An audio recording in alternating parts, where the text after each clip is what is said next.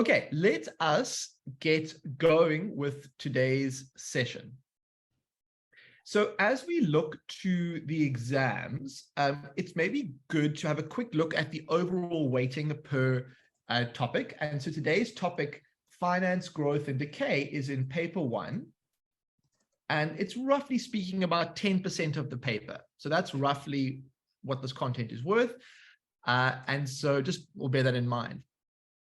Then before we start, what are the main ideas and main words or formulas that are involved in this topic? I just want to do a quick little bit of recap before we start looking at questions. We talk about finance, growth, and decay. I'd love somebody to put some words in the chat or somebody to raise their hand and just tell me a little something about what topics or ideas are important in the section. Okay. So Vakuru, you're quite right. This formula, A equals P1 plus I times N, is quite important. And this is called simple interest or simple growth. And then compound interest is another important, or compound growth is another important idea. And that formula looks like that. And then another thing I'm seeing in the chat is I effective, or the effective interest rate. Effective interest rate. So there's a formula for that, which we'll talk about. Yes, effective and nominal interest rate is also an important word that comes up. And then the other idea that is quite important is what's called decay or depreciation. And so the same formulas that we have above here for growth, we can rewrite them for depreciation. But what's the one thing that's different about them when we use them for depreciation?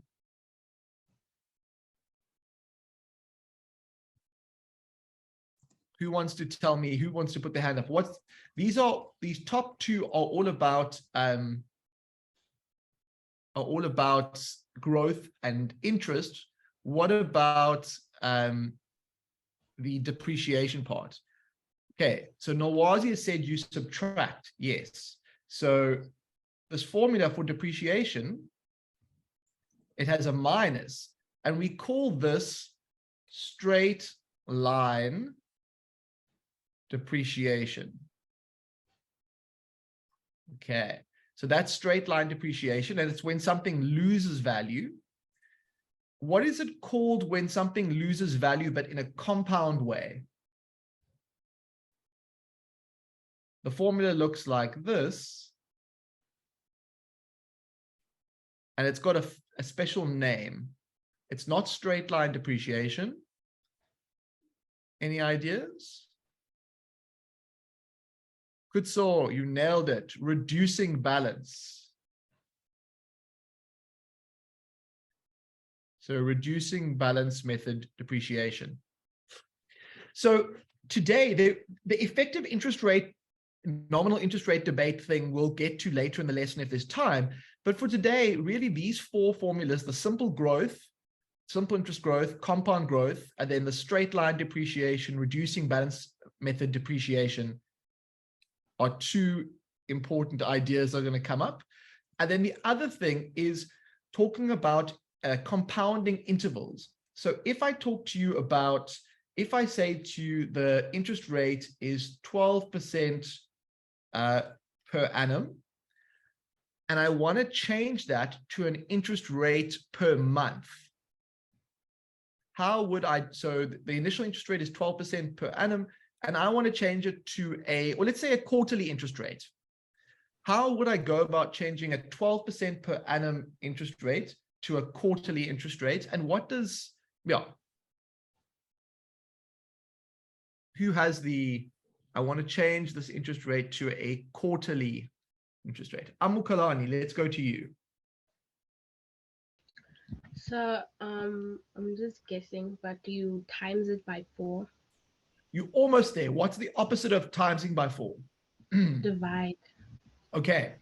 So 12% per annum in digital land is 0.12. And so if you divide that by 4, you're going to get 0.03, or in percentage term, it's 3% per quarter. Does that make sense? Give me a thumbs up if everyone understands how that works. So I went from a yearly interest rate. Thumbs down if you feel a bit confused. Okay. What if I asked you to go, if I told you you've got a yearly interest rate of 12% per annum, but I want to know what the interest rate is semi-annually? So not quarterly. The previous one was quarters, put Q. I want to know for semi-annually, what do we need to do? Who would like to answer?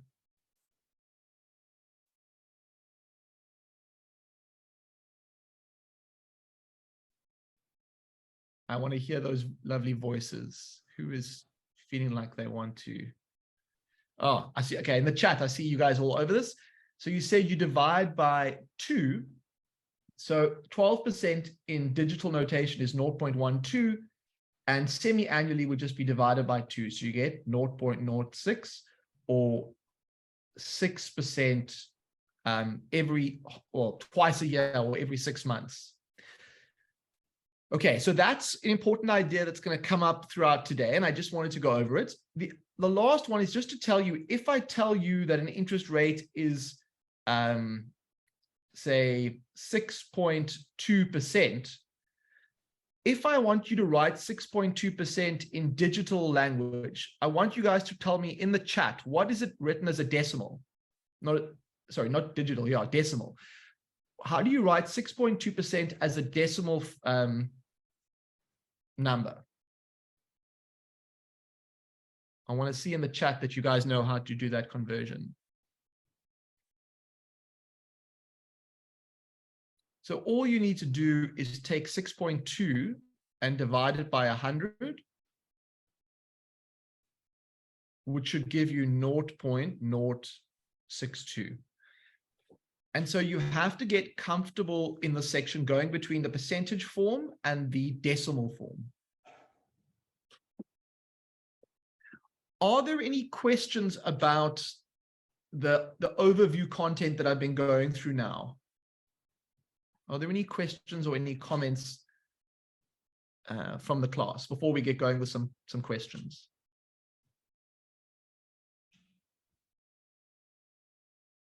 Yeah, Lasanda. Hello, sir. Hey, how's it going? I'm good, and you, sir? Very good. What can I help you with? So, I want to know, why is it a minus there by a straight line depreciation? Okay, so depreciation is the word we use for losing value. So, you know, like if you buy something new, like a cell phone, and then a year later you want to sell it because there's a newer iPhone or phone, Yes. whatever phone you're getting, you can't sell it for the same price as what you bought it for. It's lost value. And mathematically, we call that thing depreciation. That's the word for it. And because it's losing value, it has the minus sign in the formula to take that into account. Yeah. Okay, thank you, sir. Cool. So Kutso has asked an interesting question. What if I want to calculate a daily interest rate? What do you think we need to do? And I'm just going to answer this question, and then we will start properly. If I give you the 12% per annum, a nominal or base interest rate, and I say to you, I want a daily interest rate, what do you think I need to do based on what you've seen so far? Yeah. So when we wanted quarters, we divided by 4. When we wanted half a year, we divided by 2. When we want daily, we just take 12% as a decimal and divide it by 365. And a lot of the time, we can just leave it like that in our calculator. If you want a decimal, you can write it out, but it's going to be rather long and messy. So the other thing with this topic is, don't be afraid to use your calculator's memory or to use fractions instead of writing long decimals. Okay. Cool. Let's have a look at a typical type of question. Sorry, that was me going a bit fast there. Okay, so this, as we look at these two formulas, the values actually have specific names that we need to keep in, like sort of we need to know. So the I stands for the interest rate, the N stands for the time period or the number of years, the A is the final amount, and the P is the principal amount or the original amount that we start with. And basically, you need to know what each of A, P, I, and N stand for. And so even though it says number of years here, if the question says you're compounding monthly or compounding weekly, N can also mean time period. It doesn't have to always mean years specifically. It's just often we do use years. So I just want to do another quick check. If you feel like you understand what A, P, I, and N are, thumbs up. If you don't, thumbs down. And I would love a question from you about what A, P, I, and N are. Mr. Ace? Yeah. Sorry, there's a question in the chat here. Will there ever be a question where it's a leap year? Malalo, it's very, very, like I would say it's 99.9999999% sure you won't get a question like that. So I'm not going to spend time on it because it's so unlikely. It's just, yeah. Cool. Okay, let's get to the question. So here's your very first question for the day. If you borrow 300 Rand at 9% per annum simple interest, how much will you owe after 7 years? Now, I will give you the simple interest formula because it is on your formula sheet. And they've said in the question, it's simple interest. And I want you to try and calculate, if you borrow 300 Rand at 9% per annum simple interest, how much will you owe after 7 years? So I'm going to give you some time now, and then we'll discuss the answer based on what you guys calculate.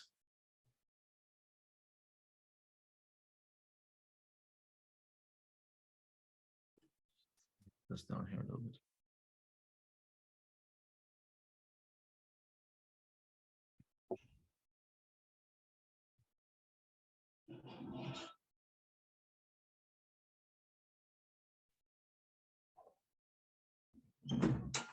So when you borrow money, it generally gets bigger because they charge you interest. So I'm going to identify, this is going to be the P, the principal. This is going to be the I, and the N is going to be the 7.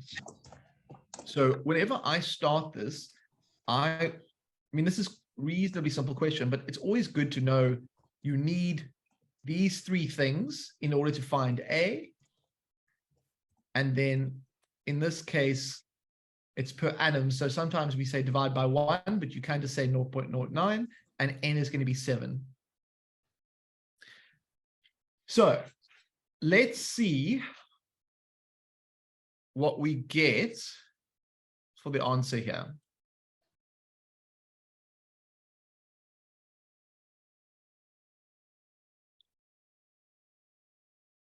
Oh, okay, it's not 9, it's 7.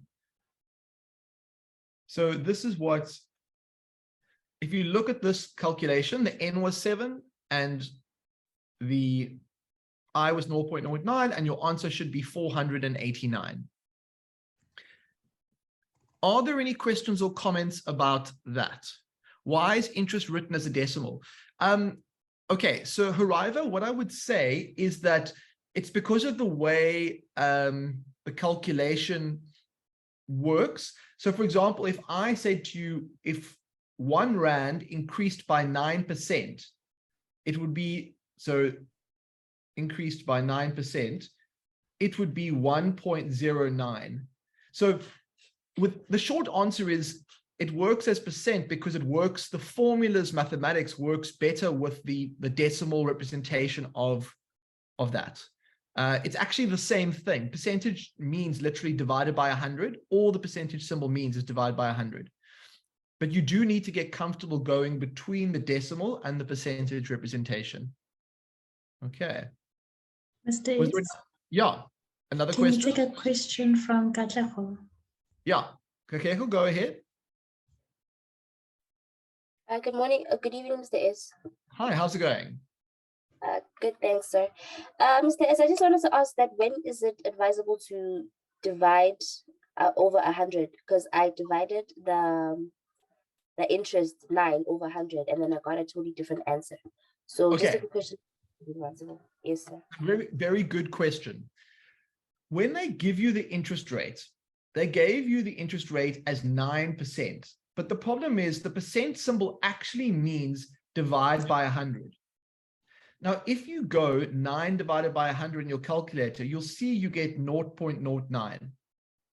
And so when you go and actually sub into this calculation, right, this is what you should be doing. You go, the P is 300, you have 1 plus, and now you have 0.09 times by the 7, which was the 7 for the years. Now, this whole thing over here in the bracket is going to be bigger than 1.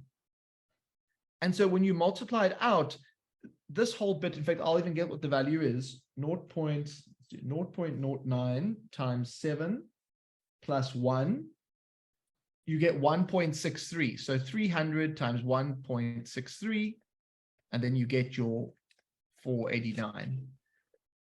So that's how you would go from percentage into decimal, and the decimal is generally, look, 9 over 100 is the same as 0.09. So you could also use this in your calculator, but generally speaking, this goes quicker. Oh, okay. Thank you, sir.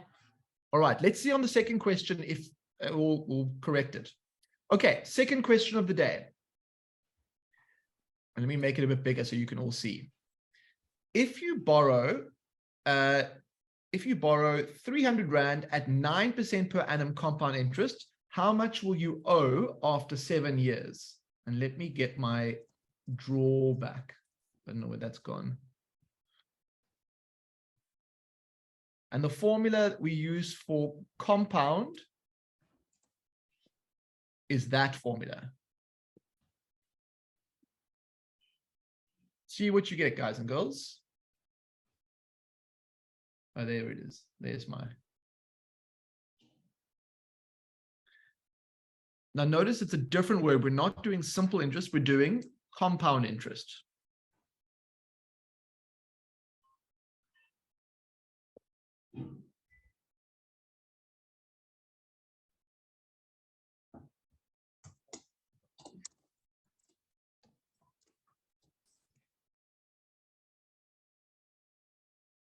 So just as last time, this is P, this is I, and this is going to be N, but there's a difference because this N is floating in the air, which means it's a power. And so we're going to sub in, we're going to go 300, 1 plus, and here we're going to go 0.09, which is the 9%, and the N is going to be to the power of 7, which actually means 1.09 to the power of 7.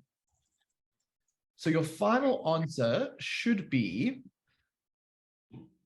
let me just bring this down so that everyone can see.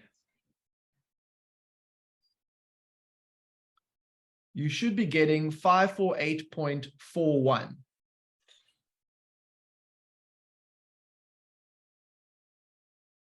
Now, what do you notice between the two methods?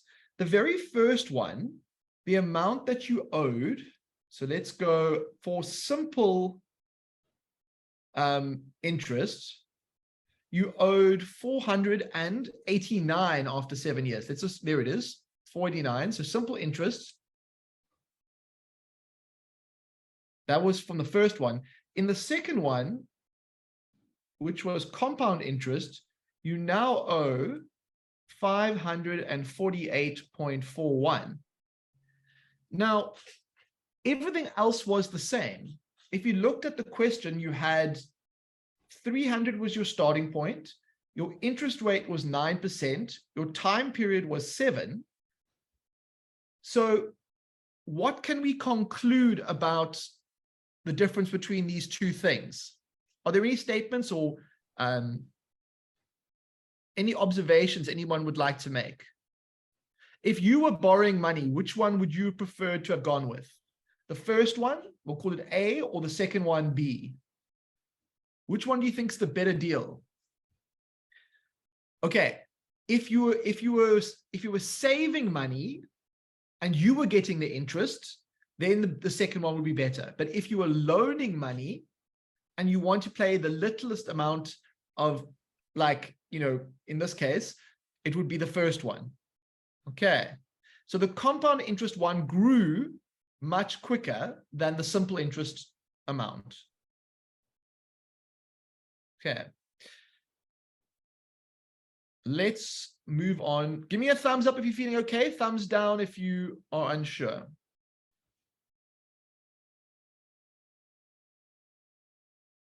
Okay, let's go to our next question then. And before we do this question, I want to ask, I want you to take 30 seconds to read through it and tell me what is different about this question compared to the last one.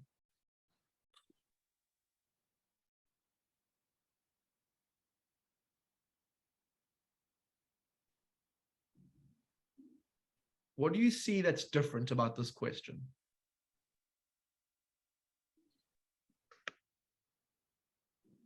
Put it in the chat and let me know.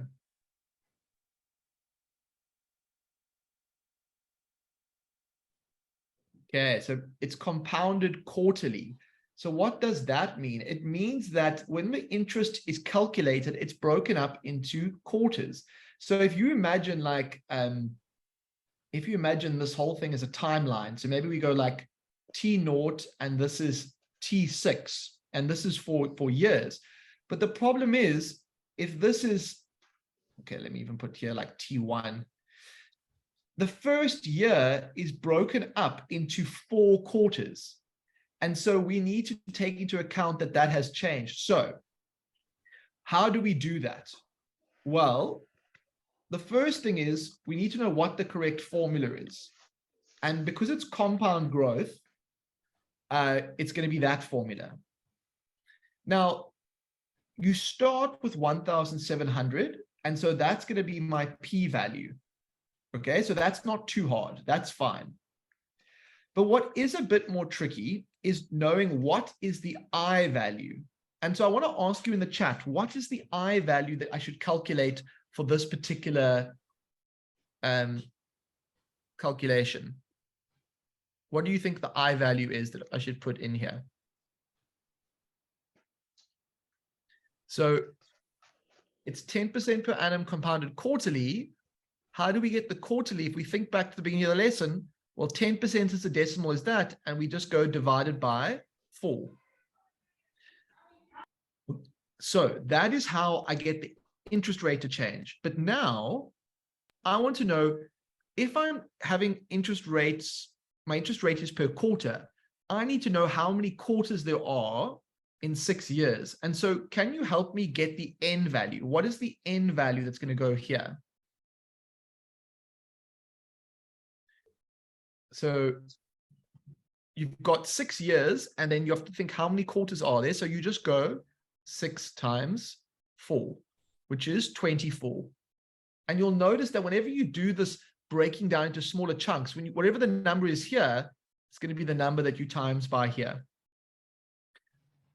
Okay, get me an answer. How much is 1,700 Rand going to be if you invest at an interest rate of 10% compounded, well, 10% per annum compounded quarterly? What's my final answer going to be? What do you get?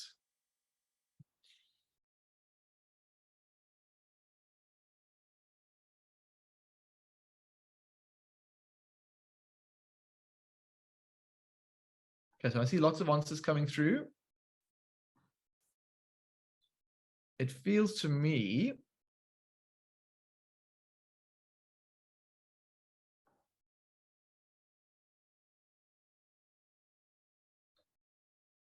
you should get 3,074.83. And I see Kitso has raised a hand. Kitso, do you want to unmute yourself and ask your question?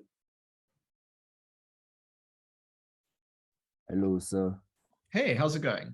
I'm good and you, sir. I just wanted to ask, why do we times the 6 by 4? Okay, the reason is that the interest rate itself, if it's per quarter, then we have to change the time to quarters as well. So the interest rate and the time have to match. So once we change the interest rate from a yearly interest rate and we divide it by 4 over here, our interest rate is now an interest rate per quarter. But our time, if I left it as 6, would be in years. So we have to change 6 years into how many quarters are there in 6 years. And the way we do that is we say, well, there's 4 in 1 year. And so we just go 6 times 4. So these have to match. This is a really important idea. Interest rate and time periods have to match. Mr. Yes? Yeah. There was a question from Hariva in the chat. In the case of a loan repayment, why is it a plus and not a minus in the formula? Okay. So in this, okay, so it all depends on how the question is phrased. If they ask about money that you're borrowing, if the money that you're borrowing is a loan to you, then the amount of money that you owe is going to be going upwards. That's why there's a plus sign, because it's not like the bank is going to let you pay back less. They're going to want you to pay back more. So it's more about who it's speaking. Whereas if it's, yeah, so a loan can definitely have a plus sign. Most of the time, the depreciation will be the one that has a negative sign. Okay, let's go on to another question, and then we'll move on to depreciation after the first bit. So I want to just do just A. And what A says is the following. It says, you put 25,000 into a savings account, calculate the investment of the savings account after 5 years if the interest rate was 11% compounded monthly. So we're just doing A. We're not going to worry about B for now. If you want to do B because you've got extra time, fine. But I just want to see, can you work out what that is? And I will write down the compound growth formula for you because I'm such a nice teacher. And it's also on your answer, on your formula sheet.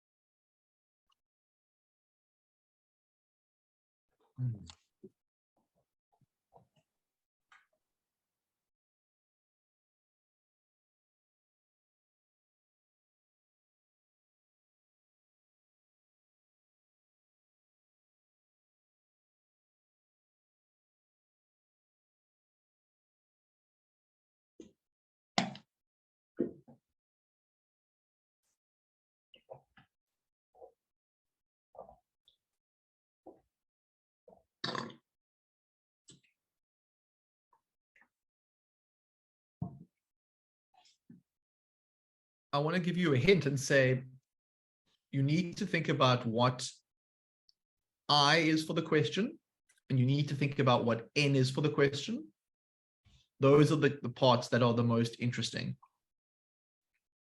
If you solve those, then you'll put them into your calculator and that will help you.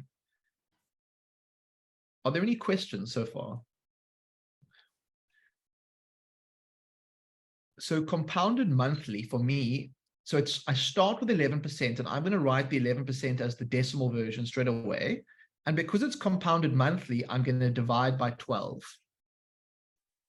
Okay, so that's that. Now, now the problem is my interest rate is now per month.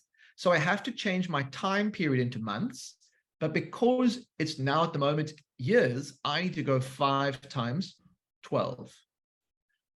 And so then to get my answer, what I'm going to do is I'm going to take the formula 25,000 is P. Then it's going to be this. Now, in your calculator, you have to use the fraction button.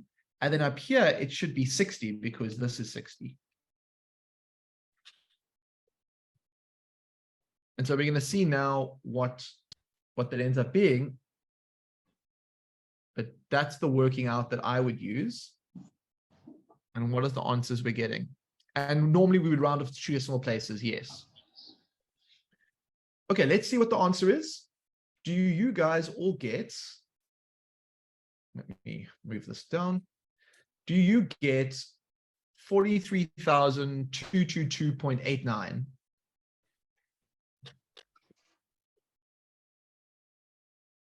So have a look at the question. Notice how, because it was compounded monthly, we times by 12 in the time period, but we divide by 12 in the interest rate.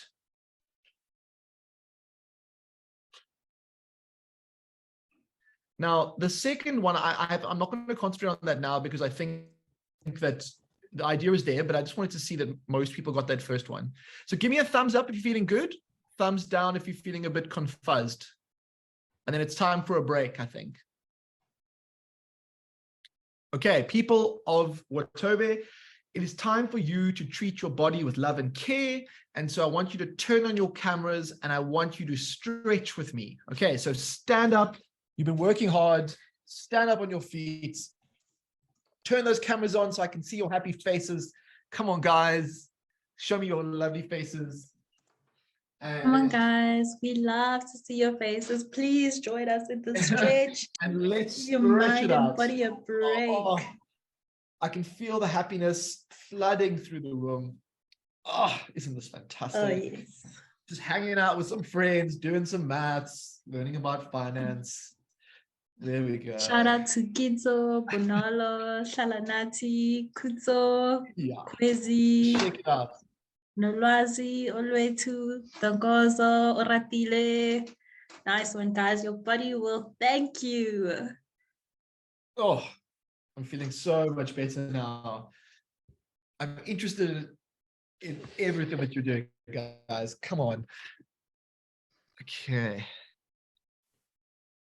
Fantastic. Oh, I love seeing my students. Yes, yes, yes, yes, yes. Okay, time for a brain break. Time for a brain break. So here is the brain break for today. And I want to know what number goes up and doesn't come back down. That is my question for today.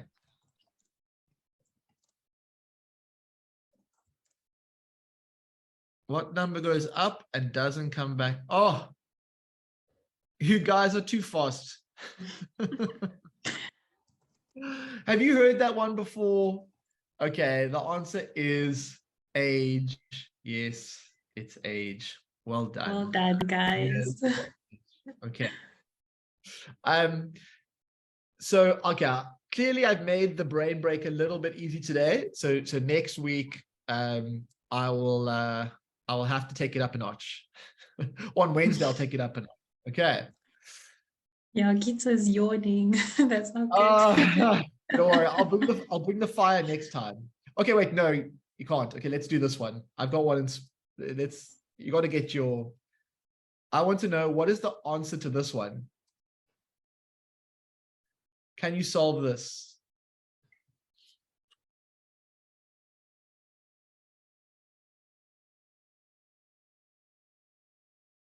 Yes, Laseko, or just catch the recording. So what is the answer going to be for this one?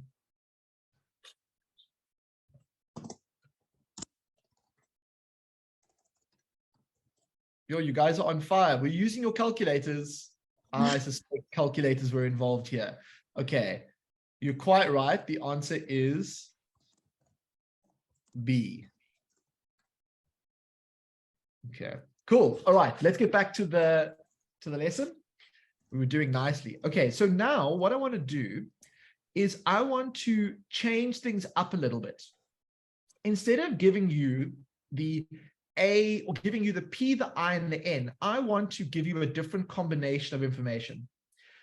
So I want to know, first of all, let's read the question together. How much must John invest now so that after 5 years at 8% simple interest, he will have 4,200? What of the four items, A, P, I, and N, what are we looking to solve in this question? So I want to ask you that. So before we even start doing it, there's certain information that's given. There's certain information that you were trying to find. I want to know what we're trying to find. Okay. So in the chat, I can see everyone is seeing that it's the P value that we don't know. So we do know the A value, which is what we end up with, 4,200. The I value is 8% per annum, which is simple interest. And the default, guys, if they don't tell you, the default setting is PA or per annum, and the N is 5. So I want you to go and find me what is the initial value that he has to invest now to end up with 4,205 years using simple interest. Off you go. Find me what the answer to that is.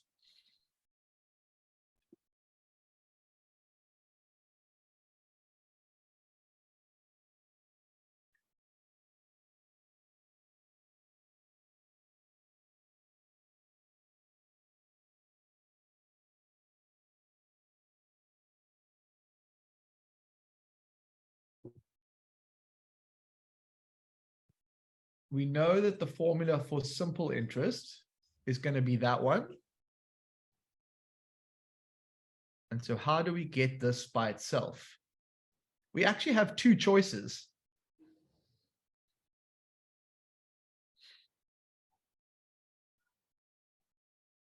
Let's see what the answer is.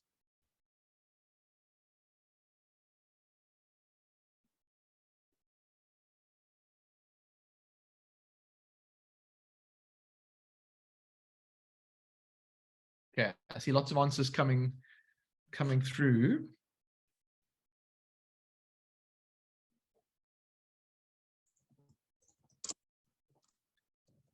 All right, now there's two choices. The one is you can rearrange the formula at the beginning.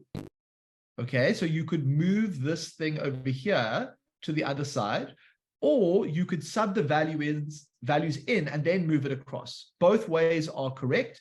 If you moved the things across first, the values across first, you would get, basically you would get that, and you would just plug the values in. Or you could literally put the values in to start with.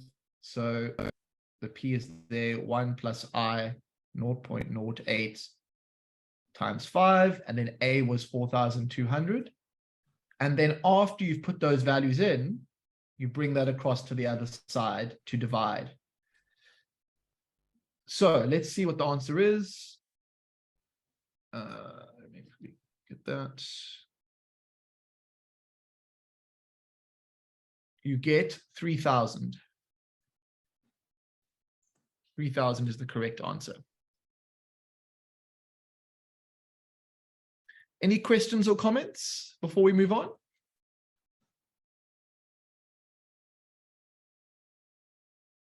Okay. Awesome. So this is not a financial maths question, but it is a growth question.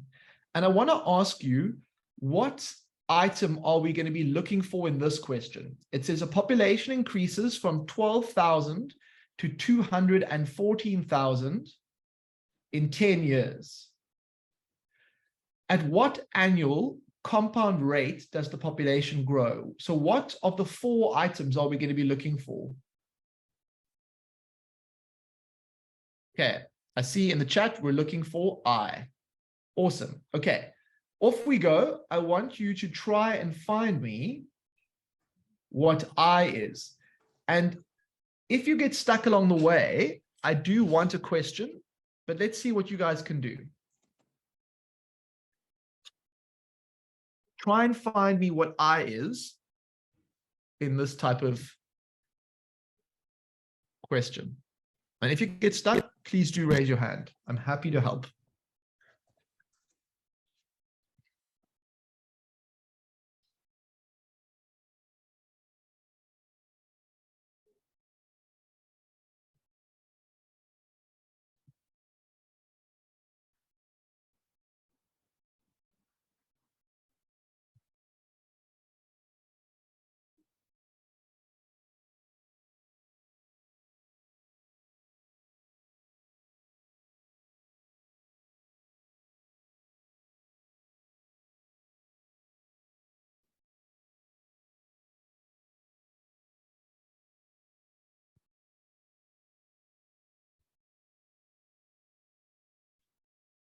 Somebody might want to give a little tip, like how do we deal with the power of n? That might be a helpful thing to think about. Like how do we undo the n to unlock? What's the opposite of the power of n? Maybe something to think about.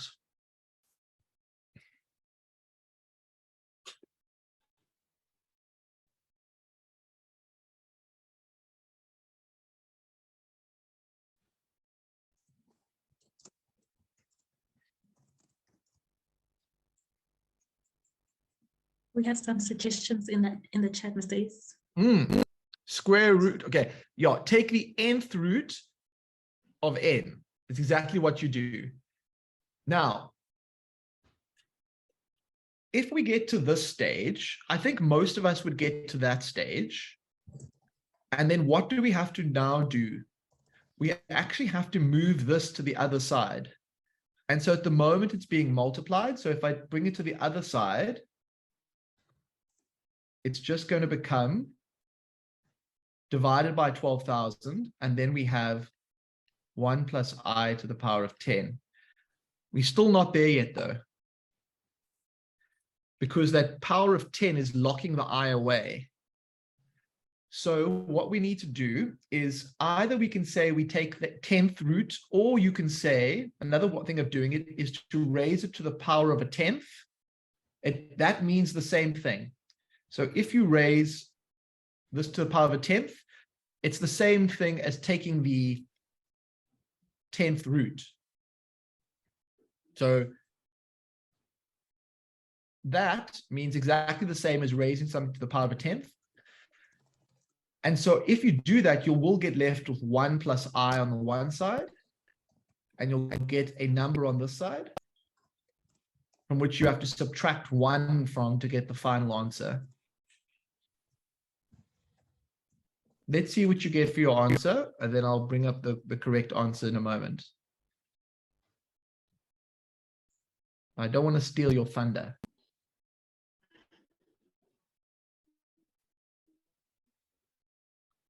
So notice how I'm trying to isolate the I value. That's what I'm trying to do.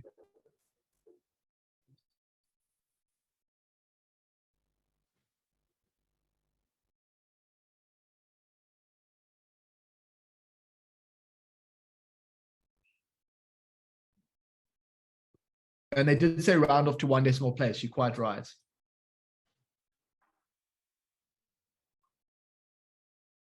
So the key steps, I think, is how do you undo to the power of 10? And it's basically you take the 10th root, or you raise to the power of a 10th.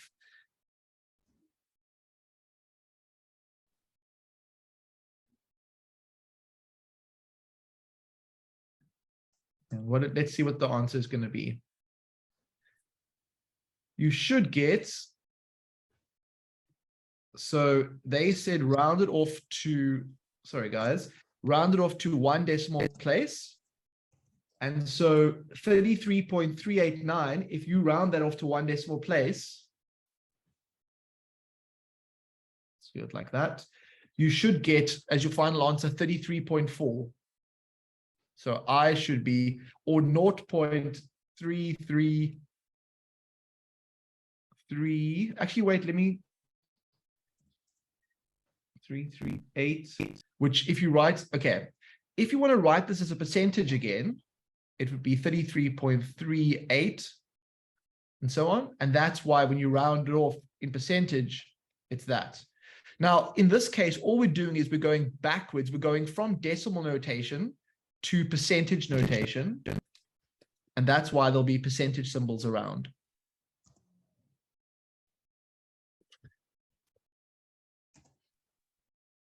take a moment to look at the answer and see if you understand it, because that was a much tougher question. And so I'm aware that there might be some questions. Lusanda, is there a question from you? You want to unmute? There we go. So Yeah. I wanted to know why does this calculation look the same as the nominal and the effective interest rate? Okay. It's got some similarities about it. In some ways it is connected. So that's the honest truth, that it's connected, but it's not exactly the same thing. I'm going to talk a little bit more about nominal and effective in the next one. But for now, I just want you to see you can solve for other variables other than A and P. And when you solve for I, it's a little bit more complicated. Okay, sir. Thank you. Cool. Okay. Kakleko, do you have a question? Okay, wait. No, that was fine. Okay, should we squeeze in one more? Let me put that away. Okay, in the next lesson, we're going to do depreciation and timelines. But I want to finish today's lesson with just one more question. So let's try and do that. So it says here, Mary borrowed a certain sum of money from a bank at a compound interest rate of 15% calculated quarterly. After 3 years, she now owes 7,000 Rand. How much did she borrow? So I want us to do this question, and then we'll start depreciation and other stuff in the next lesson. But for today, we basically just looked at compound growth and how do we find the different variables in the formula. Mr. S? Yeah. I think there's a question from Katlego. You want to raise your hand, Katlego, and we'll unmute you?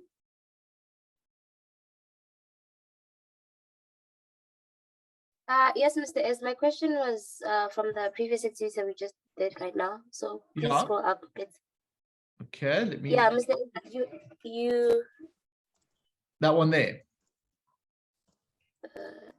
Yes, Mr. S, the one that we did. You Yeah. lost me when we were trying to find the answers for 214 000 over 12 000 1 Yes. over 10. And then you also said we had to square root something by 10. Okay. So yeah. Totally. I've got you. Got you. I've got you. Okay. So you're getting lost at this step over here. Yes, Mr. Right? S. Okay. Now Yes, sir. you can either take the 10th root of this, or if you take the 10th root, what it looks like is it looks a bit weird, but you basically do this to both sides. It's taking the 10th root. And what that does is it knocks out the power of 10. So you get left with 1 plus I. And then on this side, you get this. Does that help? Yes, sir, it really does. Perfect. Okay, Thank you, sir. cool.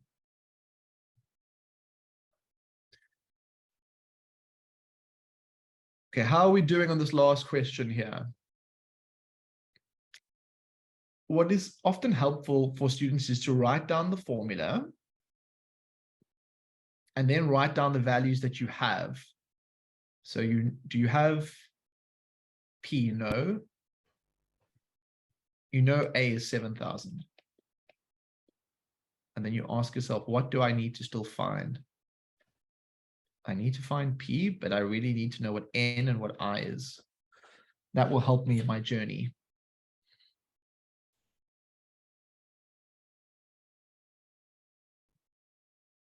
And then Label, if you could just get the poll ready, because I think we're almost done. Will do, Mr. S. So in this question, it's 15% calculated quarterly. So I'm going to go 0.15 divided by 4. And my N, it was 3, but because it's going in quarters, I go 3 times 4. So what do I have? I have this calculation. 7,000 equals P1 plus 0.15 over 4 to the power of 12. And then what I need to do is I need to take all of this stuff over here and move it to the other side, or essentially I divide. And so then I'll get my final answer for this question. And because of time, I'm just going to bring up the correct answer here for you all to see. So you should get 4,500.29.